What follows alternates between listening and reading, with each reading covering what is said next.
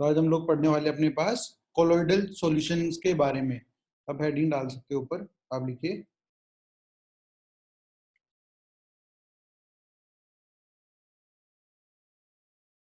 Colloidal solution.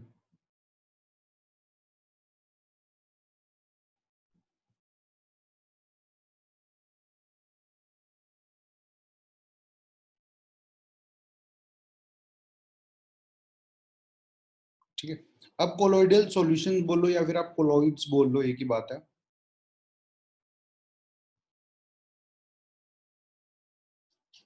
अब देखो है क्या, मैं आपको बोलूं कि भाई आपने ना एक ग्लास लिया, ठीक है ना, ग्लास में आपने पानी लिया था, ठीक है, आपने ग्लास लिया, ग्लास में आपने पानी लिया और आपने उसमें थोड़ा सा नमक डाल दिया, ठीक है। आप अगर इसके अंदर सॉल्ट डाल देते हो, NaCl आपने सॉल्ट डाल दिया और अच्छे से मिक्स कर दिया, ठीक है। ये आपने एक और ग्लास लिया, उसके अंदर भी आपने वाटर लिया, बट आपने इसके अंदर डाल दिया पाउडर, जो हम लोग लगाते हैं ना टैल्क या पाउडर, हमने लिया और वो इसको अंदर डाल दिया और इसको मिक्स कर दिया हम लोगों ने, ठीक है। थर्ड, मैंने एक और सॉल्यूशन लिया, ग्लास लिया, उसके अंदर मैंने पानी लिया और इसके अंदर डाल दिया मैंने मड, कीचड़, ठीक है ना, और थोड़ी देर के लिए मैंने इसे छोड़ दिया।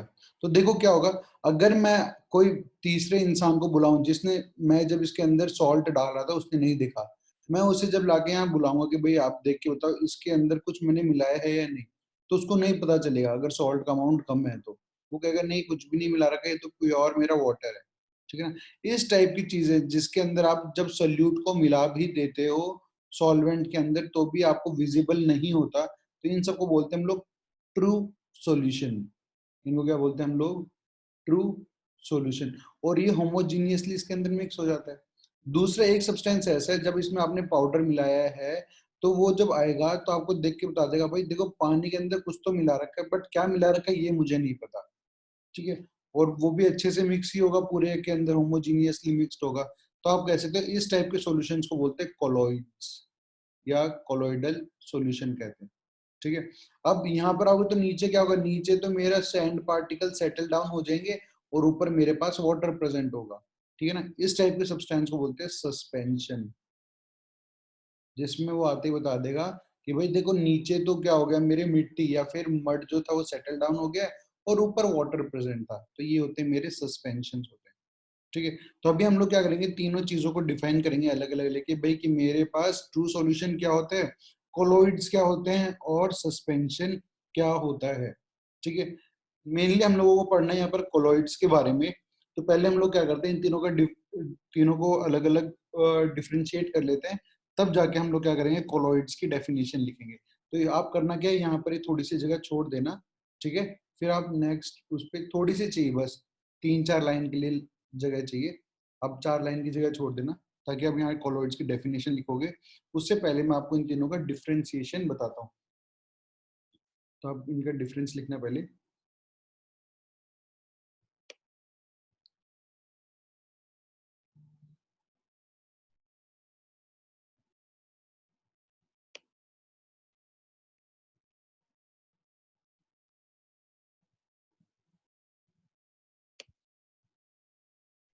पहले में हम लोग बनाएंगे ट्रू सॉल्यूशंस, सेकंड में कोलॉइड्स और लास्ट में सस्पेंशन के बारे में।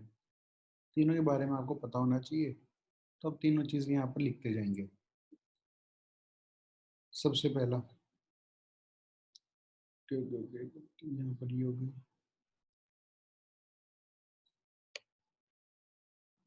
एक लाइन और बनानी पड़ेगी आपको इस टाइप से। यहाँ तो आप लिखोगे प्रॉपर्टी कि कौन सी प्रॉपर्टी का हम डिफरेंशिएट कर रहे हैं, फिर आप लिखोगे यहाँ पर ट्रू सॉल्यूशन,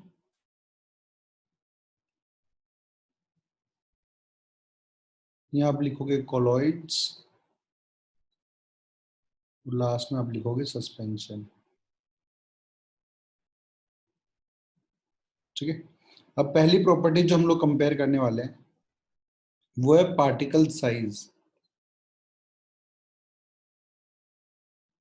पार्टिकल्स का साइज क्या होगा, देखो पार्टिकल का साइज ही तीनों में अलग अलग है।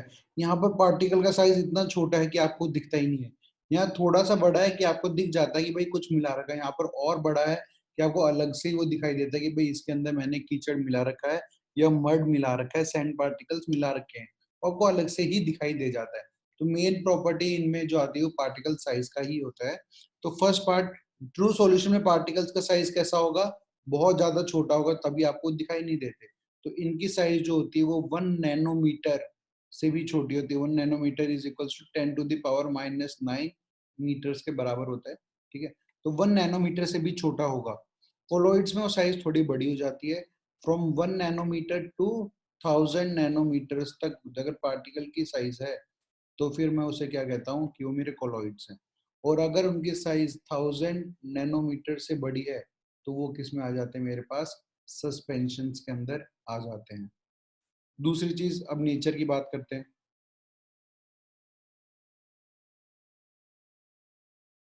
देखो, यहाँ पर फर्स्ट केस में जब ट्रू सॉल्यूशन था, आपने नमक मिलाया था वाटर के अंदर, तो पूरा होमोजीनियसली मिक्स हो गया था पूरे के अंदर। ठीक है ना, तो ये होता है मेरे पास होमोजीनियस होता है। कोलोइड्स कैसा होता है, आपको लगेगा होमोजीनियस, बट होता कैसा है, हेट्रोजीनियस होता है। ठीक है, और सस्पेंशन भी आपको कैसा होता है, हेट्रोजीनियस होता है। कोलोइड्स में आपको लग सकता है कि भाई वो दिखने में तो होमोजीनियस जैसा होता है, बट असली में होमोजीनियस नहीं होता, वो कैसा होता है, हेट्रोजीनियस होता है। ठीक है, थर्ड हम लोग बात करेंगे विजिबिलिटी की, क्या हम लोग देख पाते हैं उन सब चीजों को। तो हम लोग बात करें विजिबिलिटी की।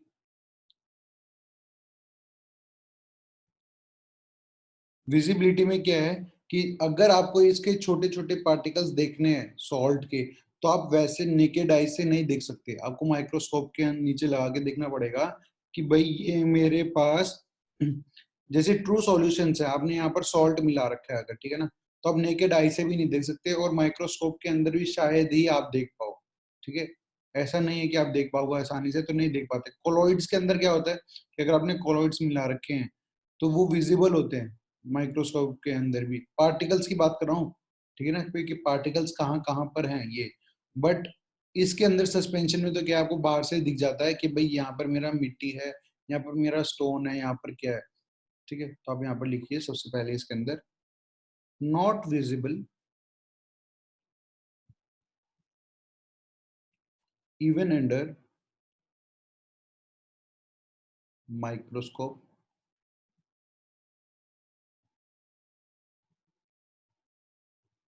ठीक है ना, यहाँ पर लिखो विजिबल अंडर, क्योंकि इनकी पार्टिकल की साइज थोड़ी बड़ी हो जाती है तो विजिबल हो जाते हैं माइक्रोस्कोप के अंदर।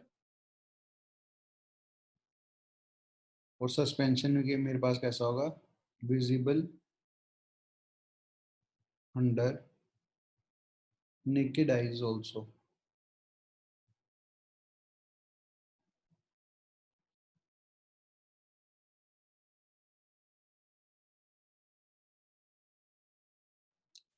ठीक है, अब हम नेक्स्ट पॉइंट पे मूव करते हैं। नेक्स्ट पॉइंट है मेरा फिल्ट्रेशन। क्या मैं उनको फिल्टर करूंगा तो अलग कर सकता हूँ? आपको पता है अगर नमक मिला हुआ है, मेरे पास सॉल्ट मिला हुआ है पानी के अंदर, वाटर के अंदर, तो आप उसे फिल्टर पेपर से अलग नहीं कर सकते। ठीक है, तो आपको पता है भाई ये तो मेरा नहीं होगा, फिल्ट्रेट नहीं होगा। अब ये क्या होगा, कोलॉइड्स की साइज थोड़ी बड़ी हो जाती है, तो अगर आपके पास जो आप फिल्टर पेपर ले रहे हो उसकी जगह आप मेम्ब्रेन ले लो, तब तो आप फिल्टर कर लोगे, क्योंकि मेम्ब्रेन की जो पोर साइज होती है वो बहुत छोटी होती है, तो उसके अंदर तो आप कोलॉइड्स को सेपरेट कर सकते हो। ठीक है ना, बट सिंपल, अगर आप सोचो सिंपल फिल्टर पेपर से करूंगा तो नहीं हो पाएगा कभी भी। सस्पेंशन को आप इजिली कर सकते हो, तो आप लिख सकते हैं यहाँ पर, can be filtered bye membrane. ठीक है ना, और सस्पेंशन की बात करें तो आप लिख सकते हो, filtration by normal filter paper. Normal filter paper से भी आप मड और वाटर को अलग कर सकते हो। जब नॉर्मल फिल्टर पेपर लगाओगे तो फिल्टर पेपर पे आपके सैंड पार्टिकल्स रह जाएंगे और पानी आपका नीचे चला जाएगा। ठीक है, नेक्स्ट प्रॉपर्टी है आपके पास फिफ्थ, सेटलिंग प्रॉपर्टी।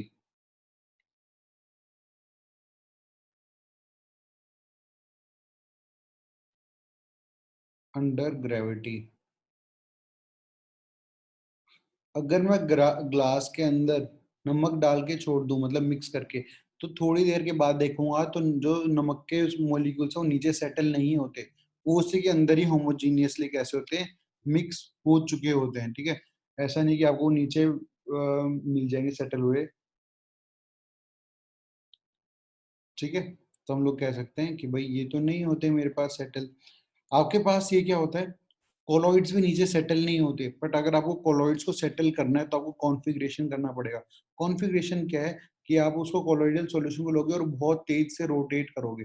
उससे क्या है कि जितने भी अगर आपका टैल्क आपने जो पाउडर डाला था वो सरफेस पे अटैच हो जाएगा और वाटर आपका बीच में हो जाएगा।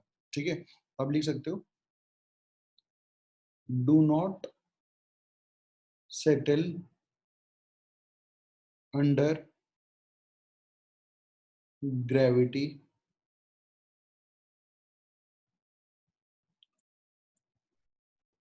but are settled by configuration।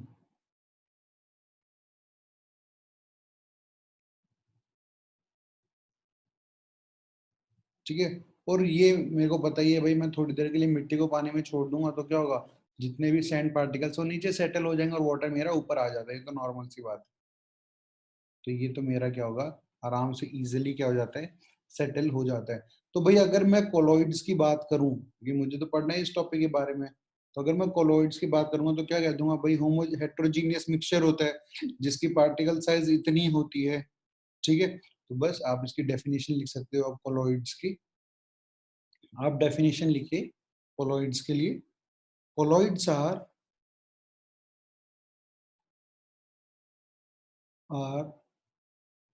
heterogeneous mixture in which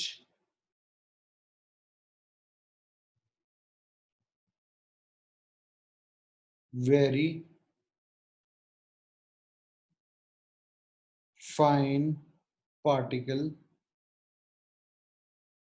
particle की साइज किसके बीच में था, 1 नैनोमीटर टू 1000 नैनोमीटर्स के बीच में था, of a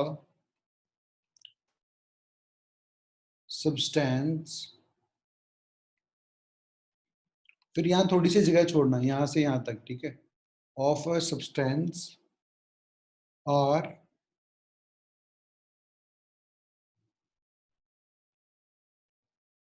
dispersed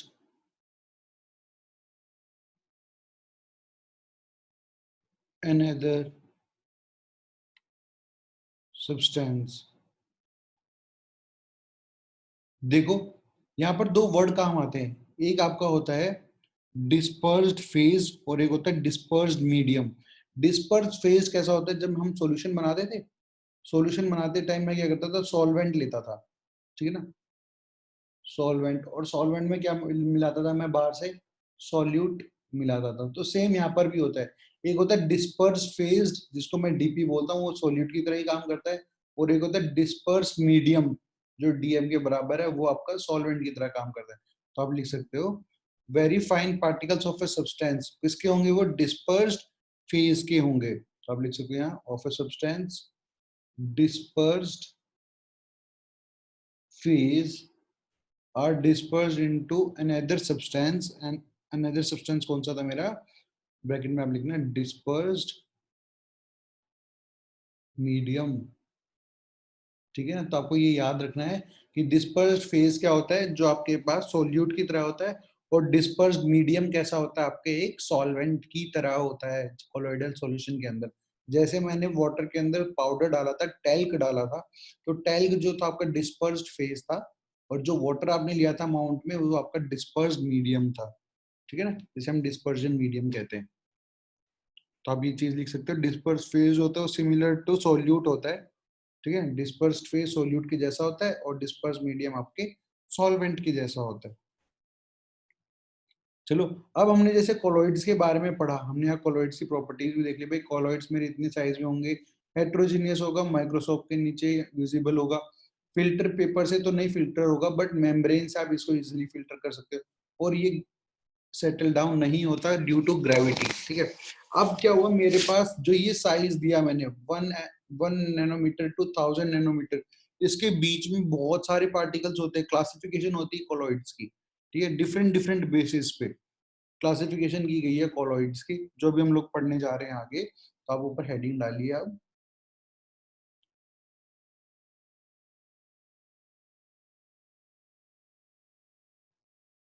classification of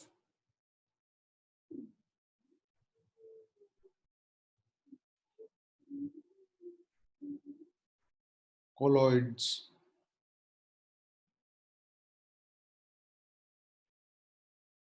ठीक है, जिसके अंदर फर्स्ट है मेरे पास, बेस्ड ऑन द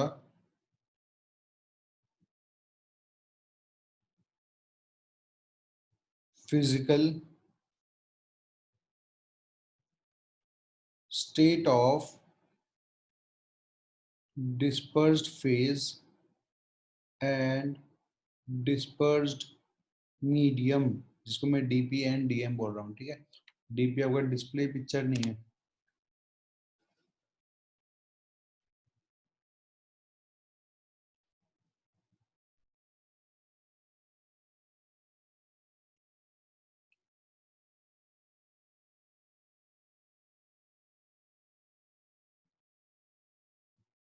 लिख लो आप फटाफट।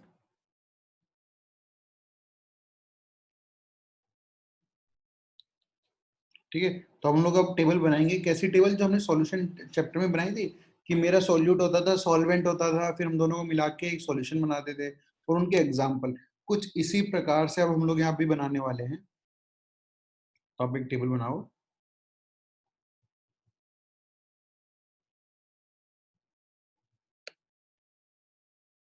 टेबल कुछ इस टाइप की बनेगी आपके पास। फर्स्ट में तो आप लिखोगे सीरियल नंबर, आप लिख लो।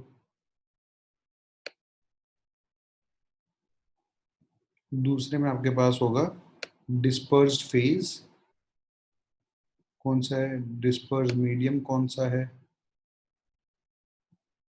नेम ऑफ द कॉलॉइड्स क्या है, और एग्जाम्पल क्या है।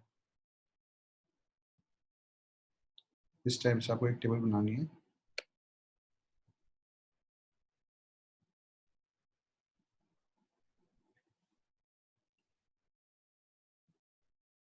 यहाँ तो आप लिखोगे सीरियल नंबर, आपके पास आ गया। यहाँ पर आप डिस्पर्स्ड फेज के बारे में लिखोगे, जो कि कैसा होता है, सॉल्यूट की तरह होता है। फिर आप डिस्पर्स्ड मीडियम के बारे में लिखोगे, कि मीडियम है तो ये आपका सॉल्यूशन की तरह होता है, सॉल्वेंट की तरह होता है। फिर आप यहाँ लिखोगे नेम ऑफ कोलॉइड,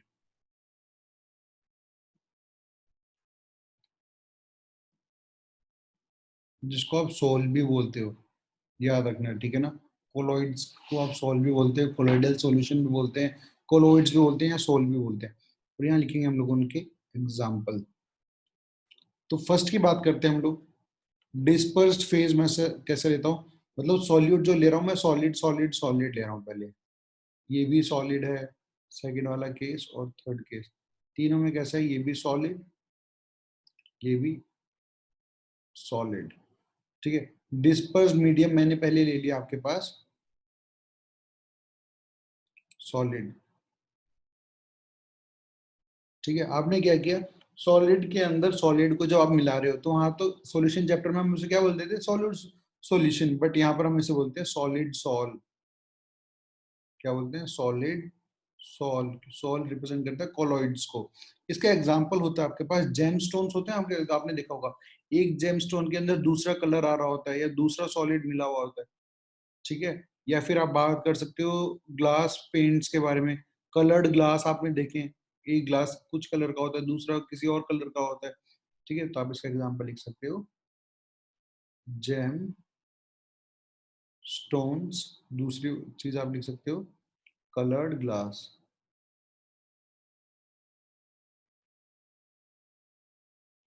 ठीक है, अब मैं सॉलिड है, सॉलिड में मिला रहा हूँ किसके अंदर, लिक्विड के अंदर।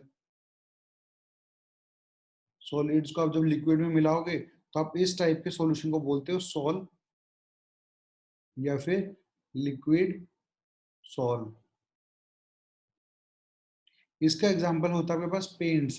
देखो जो आपके पास घर पे हम पेंट करते हैं ना, उसमें क्या होता है, आप क्या लेते हो, लिक्विड लेते हो और उसके अंदर कुछ सॉलिड मिलाते हो। आपने देखा भी वो पाउडर आता है, वो पाउडर आप उसमें मिलाते हो, मिक्स करते हो और फिर दीवारों पे पेंट किया जाता है। ठीक है, तो आप उसे बोल सकते हो, आप पेंट्स इसका एक अच्छा एग्जाम्पल है। या फिर आप एक एग्जाम्पल और देख सकते हो, सेल फ्लूइड। जो आपके सेल्स के अंदर फ्लूइड होता है उसके अंदर भी ऐसा ही होता है, सेल्स फ्लूइड। ठीक है, और चीजें बात करें, सॉलिड को हम मिला रहे हैं गैस के अंदर। जब सॉलिड को आप गैस के अंदर मिला रहे हो तो आप उसे बोलते हो एरोसॉल। एग्जाम में वो डायरेक्ट आपसे पूछ लेगा कि एरोसॉल आपके पास प्रेजेंट है, तो डिस्पर्स फेज क्या होगा, डिस्पर्स मीडियम क्या होगा, या फिर इनका एग्जाम्पल, इनमें से कौन सा एग्जाम्पल है एरोसॉल का, तो आपको पता होना चाहिए। ठीक है, अब देखो गैस के अंदर मैं सॉलिड मिला रहा हूँ तो कैसा होता है, स्मोक होता है या डस्ट पार्टिकल होते हैं। डस्ट पार्टिकल कैसे होते हैं, एयर के अंदर हमको छोटे छोटे डस्ट पार्टिकल दिखाई देते हैं, या स्मोक है तो हम लिख सकते हो स्मोक, या फिर आप कह सकते हो डस्ट पार्टिकल। डस्ट पार्टिकल किसके, इनके एग्जाम्पल होते हैं। ठीक है, अब मैंने तो क्या किया था, इस बार डिस्पर्स फेज तीनों केस में मेरा सेम था तो मैंने लिख दिया। अब मैं डिस्पर्स फेज को चेंज कर देता हूँ किसके अंदर, लिक्विड्स के अंदर।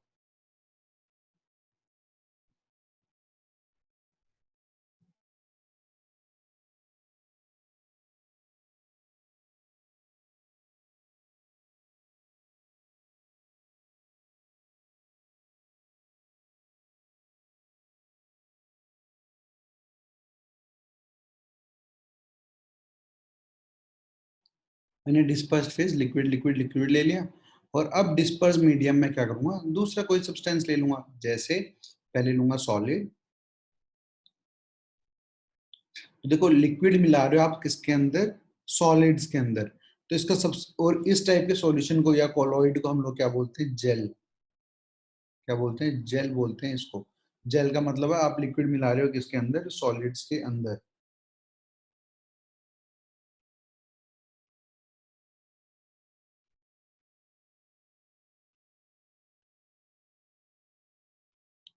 ठीक है, अब जेल, अब मेरे पास एग्जांपल अगर देना है तो पता है इसका सबसे बेस्ट एग्जांपल होता है बटर या चीज। उसके अंदर क्या होता है, आपके पास सॉलिड तो होता है वो, बट उसमें हल्का सा लिक्विड मिलाया जाता है। ठीक है ना, तभी आप देखना चीज होता है, जेली होता है, बटर होता है, तो बहुत थिक होता है क्योंकि आप सॉलिड्स के अंदर क्या मिला रहे होते हो, हल्का फुल्का लिक्विड मिला रहे होते हो। तो आप इसका एग्जाम्पल लिख सकते हो, बटर, चीज, या फिर आप कह सकते हो जेली। ये सारी चीजें इसके कैटेगरी में आती हैं। दूसरे आपके पास लिक्विड है और लिक्विड में आप लिक्विड मिला रहे हो, ये बहुत ही ज्यादा फेमस है, इसको हम बोलते हैं इमल्शन। इमल्शन बोलते हैं, इमल्शन मतलब लिक्विड में आपने लिक्विड मिलाया है। एग्जाम्पल आपके पास सीधा है, आपके पास मिल्क है, दूध में आपने पानी मिला दिया।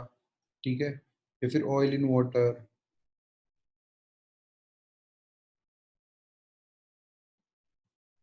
लास्ट आपके पास लिक्विड इन गैस, इसको भी हम बोलते हैं एरोसॉल।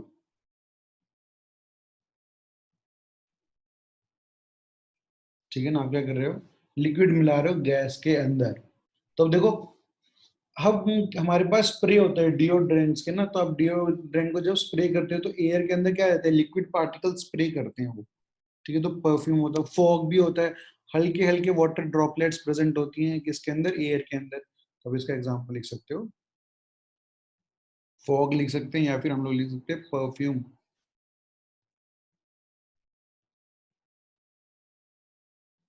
और आगे बात करूं मैं आपसे, तो हम लोग लिख सकते हैं सेवेंथ और एट्थ और नाइन्थ। इस बार मैं क्या लूंगा, गैस लूंगा। ये भी मेरे पास गैस और ये भी मेरे पास गैस। अब मैं गैस को मिक्स करूंगा किसके अंदर, पहले करूंगा सबसे पहले सॉलिड्स के अंदर। तो आपको पता है, आपने स्पॉन्ज तो देखा ही है, स्पॉन्ज में क्या होता है कि आपके पास स्पॉन्ज, जो स्पंज है, स्पंज के अंदर पूरा सॉलिड होता है बट हल्के हल्के पोर्स प्रेजेंट होते हैं, और उन पोर्स के अंदर मेरे पास क्या प्रेजेंट होती है, एयर प्रेजेंट होती है। तो आप इसे एग्जाम्पल वो लिख सकते हो, और इसे बोलते हैं हम सॉलिड सॉल्व। ठीक है ना। एग्जाम्पल के कोई पूछे तो आप लिख सकते हो स्पंज। स्पंज एक आपके पास अच्छा एग्जाम्पल इसका होता है। ठीक है। फिर आप लिक्विड्स के अंदर मिला रहे हो गैस को। ठीक है, इसको हम बोलते हैं फोम। इसका एग्जाम्पल सबसे बेस्ट बताऊं आपको। आपने बकेट लिया या बाथ टब में आप जब उसके अंदर सॉप डालते हो या फिर आप शैम्पू डालते हो और आप उसे अच्छे से मिक्स करते हो तो क्या होता है, झाग बन जाते हैं, फॉर्म आ जाती है ऊपर। वो फॉर्म क्या होती है, आपके पास लिक्विड्स के अंदर हल्की हल्की गैस प्रेजेंट होती है। ठीक है ना, तो आप बोल सकते हो बबल, सोप बबल, इससे एक अच्छा एग्जाम्पल है। ठीक है, जो फॉर्म प्रेजेंट हो रही है। अब जब गैस के अंदर आप गैस मिलाओगे ना, तो मेरे को क्या है, वो कोलॉइड्स का फॉर्मेशन कभी नहीं करता। क्यों? क्योंकि जब गैस के साथ आप गैस मिलाते हो तो एक होमोजीनियस मिक्सचर बनता है। और ये बात मैंने आपको अभी बताई थी कि भाई मेरे कोलॉइड्स कैसे बनते हैं, हेट्रोजीनियस मिक्सचर्स बनते हैं, कभी भी होमोजीनियस नहीं होते। इसलिए कभी भी गैस गैस के साथ मिक्स करके हेट्रोजीनियस कंपाउंड नहीं बना सकती। आपको ये चीज ध्यान में रखनी है, मतलब गैस गैस से मिक्स होकर हेट्रोजीनियस नहीं बना सकती। तो इसलिए कभी भी मेरा कोलॉइड नहीं बनता। किस केस में? जब मैं गैस को गैस के साथ मिक्स कर रहा होता हूँ। ये चीज आपको ध्यान रखनी है, आपसे पूछ सकता है। ठीक है, आपको कुछ कंपाउंड दे दे फिर बोलते कि भाई इनमें से कौन सा मेरा कोलॉइडल नहीं बनाएगा। तो आपको ध्यान रखना है, जहां पर आपका सॉल्यूट सॉल्वेंट या डिस्पर्स्ड फेज या डिस्पर्स मीडियम दोनों कैसे हो, गैसीय स्टेट में हो, तो वो कभी भी ये फॉर्मेशन नहीं कर सकते। ठीक है, क्योंकि ये हमेशा कैसे बनाते हैं, होमोजीनियस मिक्सचर बनाते हैं, हेट्रोजीनियस तो ये बना ही नहीं सकते।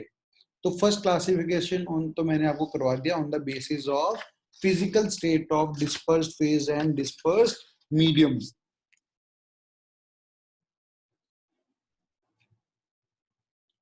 ठीक है, अब हम लोग क्या करेंगे, अब हम लोग बात करेंगे किसके बेस पे, on the type of particles of dispersed phase. ये जो डिस्पर्स्ड फेज के पार्टिकल्स हैं, इनका साइज क्या है, क्योंकि मुझे पता है कि भाई मेरे पास जो कोलॉइडल सॉल्यूशंस है उनके साइज तो इसके बीच में होनी चाहिए, तो तब भी वो मेरा कोलॉइड्स का फॉर्मेशन कर सकते हैं, नहीं तो वो कोलॉइड्स का फॉर्मेशन नहीं कर सकते। इस चीज का मुझे ध्यान रखना है। ध्यान रखने के लिए मैं क्या करूंगा, सीधा सीधा सा, पहले आप हेडिंग डालिए फिर हम लोग इसके बारे में बात करते हैं। तो सेकंड क्लासिफिकेशन आपके पास, depending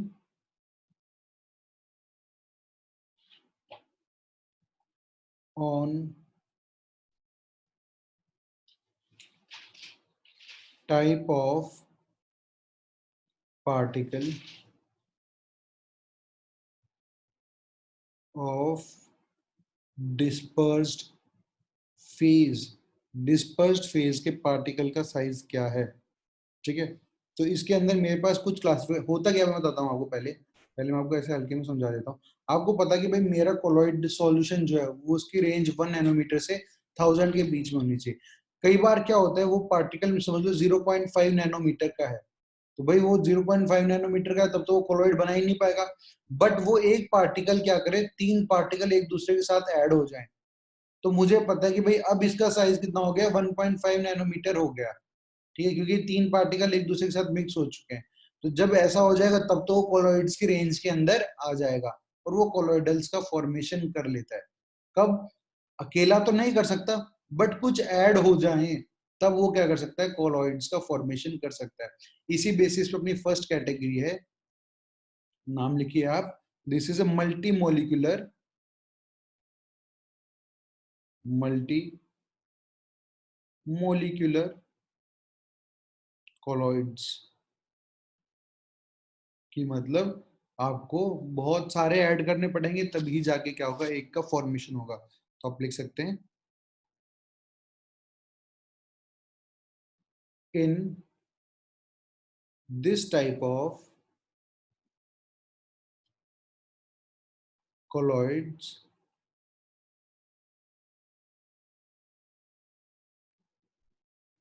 single molecule is not of colloidal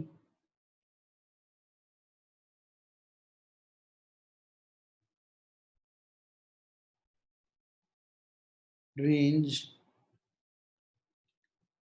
but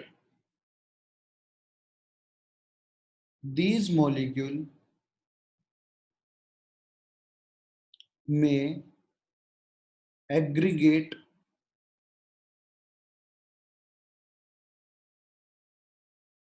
together to form particle of colloidal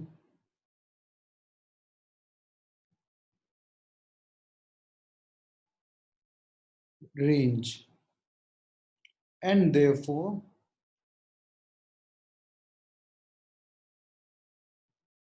they are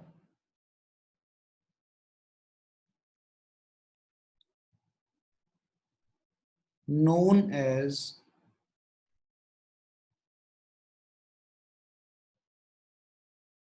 multimolecular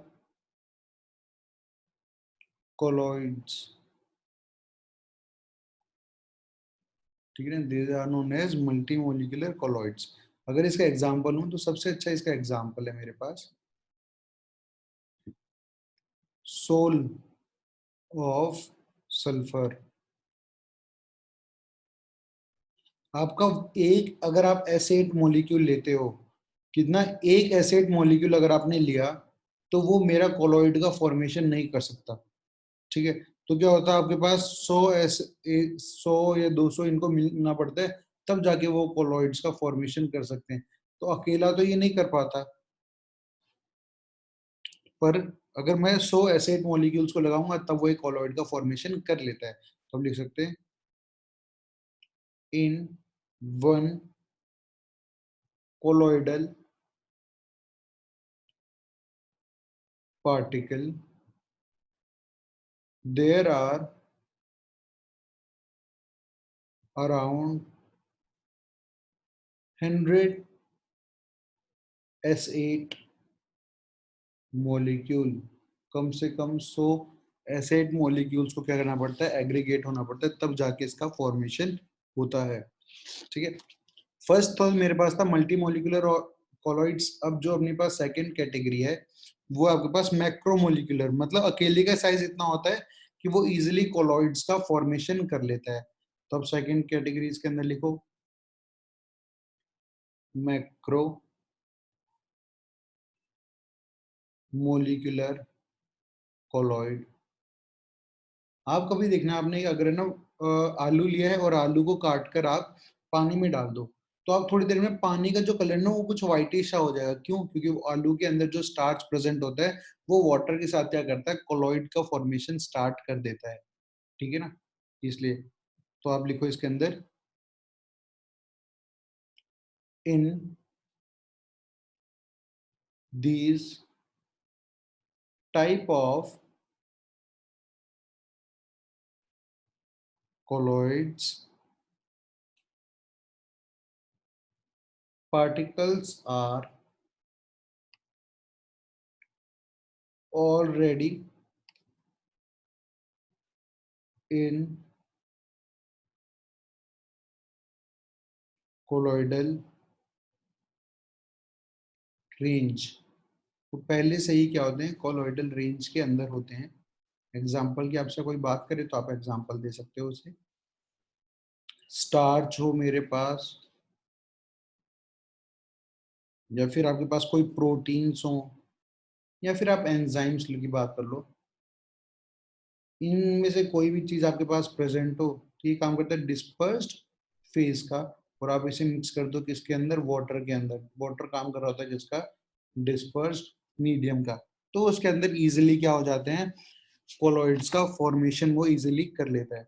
अब अगली क्लास में हम लोग क्या पढ़ने वाले हैं, हम अगली क्लास में पढ़ेंगे एसोसिएट कोलॉइड्स, जिसको मिशेल्स भी बोलते हैं. ठीक है, वहां हम सोप का फंक्शन पढ़ेंगे जो कि बहुत जरूरी है, आपके बोर्ड पॉइंट ऑफ व्यू से बहुत जरूरी होता है.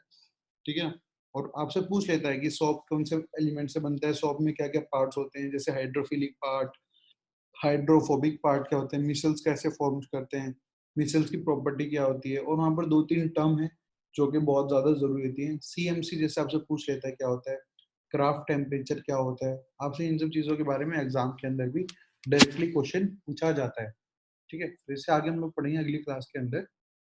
आज के लिए बस इतना ही है।